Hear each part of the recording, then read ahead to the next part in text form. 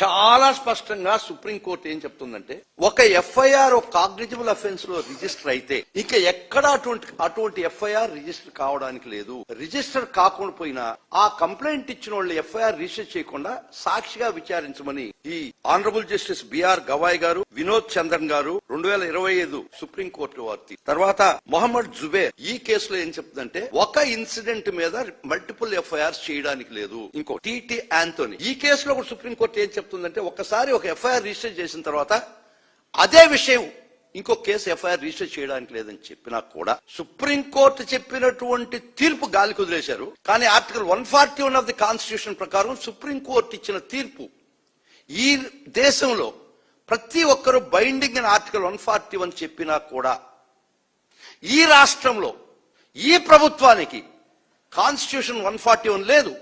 ఈ సుప్రీంకోర్టు జడ్జిమెంట్లు పనికిరావు, లెక్క చేయరు.